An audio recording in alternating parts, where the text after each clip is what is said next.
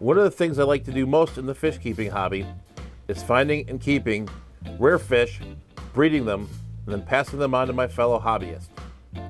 Today I'm going to take you on a tour of some of the rarest fish here in the fish tank barn. So let me know in the comments section if I've missed anything that you've seen before, or if I've introduced you to a new fish species that you've not heard of. So let's jump into the barn and take a look.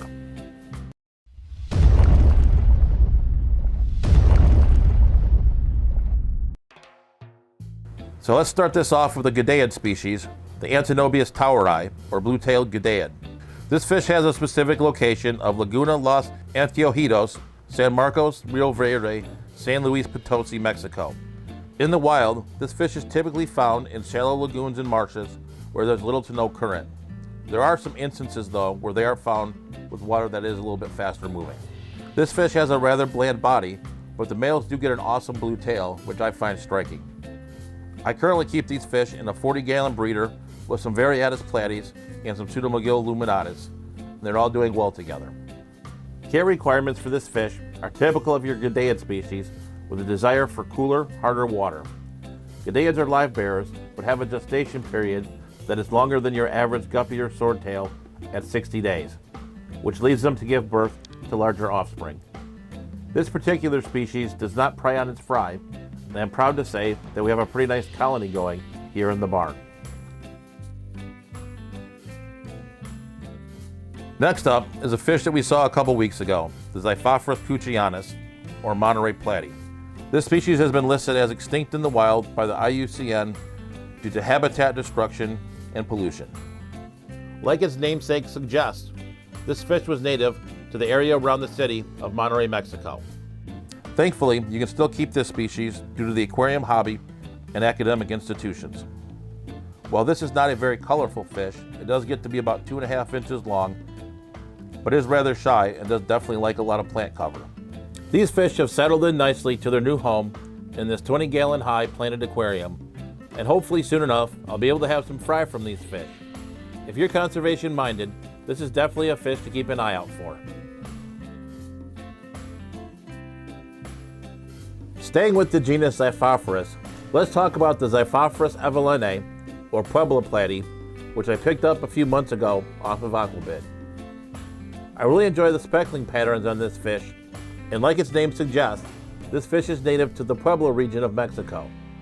If you find this fish, it'll get to be about 2.5 inches long and enjoys tropical temperatures from 74 to 80 degrees. This fish has been doing great in my hard water with a pH of around 8. From a breeding perspective, this fish has the same attributes as your normal platy and is not known to be a fry eater. So I'm definitely looking forward to having some fry in this tank very soon. No fish room tour in the fish barn would be complete without talking about swordtails. So let's take a look at these yellow swordtails, known as the Xiphophorous Clemenciae from Puente Chin Luis, which has a location 9 kilometers from Sierra Iba, Oaxaca, Mexico. I purchased this original group from the Grand Valley Aquarium Society swap in January 2020 as fry, and as you can see, they've grown up quite nicely. This fish will get to be about 2 inches in length and has a great orangish yellow color, and is native to southern Mexico, hailing from the Rio Coatzacoalcos river basin. These fish have been quite prolific spawners in this 40-gallon breeder, which they share with a group of bristlenose plecos and a lone hatchet fish. Next up is the Xiphophorous Umbratilis, or golden teddy. You can find this nano live bearer in small, slow-moving streams in Costa Rica and Nicaragua. The individuals that I have are native to the Arenal volcano in Costa Rica. This fish comes in at 1 inch to 1.5 inches long and has a great yellow color. Due to its small size, this makes a great fish for your small nano tanks and can be kept in as little as a 5-gallon tank, but a 10-gallon or larger would be ideal. I have found this fish to be quite shy, so some plant cover is definitely appreciated. These fish are currently living in a 20-gallon long with some Xiphophorous Evelynae, which are growing out. These fish will have the same care requirements and breeding traits as your guppies, mollies, and other poecilids, liking tropical temperatures and harder water. The breeding behavior of this fish is the same as well, with the males possessing a gonopodium and females carrying the fry and delivering live young after a 30-day gestation period. Speaking of nano livebearers, let's take a look at these Poecilia Obscura from Rio La Siva. Like the golden teddies we spoke about earlier, this fish gets to be about the same size at 1 inch to 1.5 inches long. This fish has some really unique markings, with the males having a black dot with splotches of orange and green.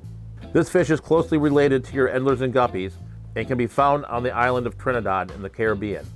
This is another great nano fish for your 5 to 10 gallon tank, and I currently have a small group in this 10 gallon planted tank. I have found these fish to be quite hardy and able to handle a pretty decent temperature range. I've had no problems keeping them in my higher pH water, which is around 7.8 to 8.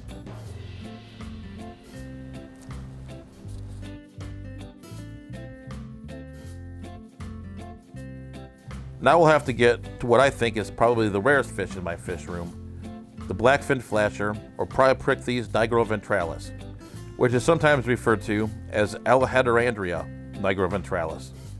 This little livebearer looks much like a Norman's lampi killie and hails from the San Juan River Basin in Colombia.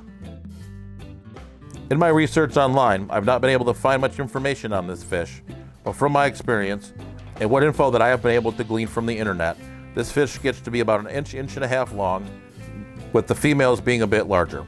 I've kept them fine in a 10 gallon, but I found a 20 gallon to be better. What I found on the internet says that keeping them in a pH of 6 to 7 is ideal, but they've been doing fine in my aquariums where the pH is closer to 8. With its neon eye, I do find this fish to be a lot of fun and another great little nano fish. This is definitely another fish I want to do some more research on, see what other information I can find, and definitely get it out to some more of my fellow hobbyists.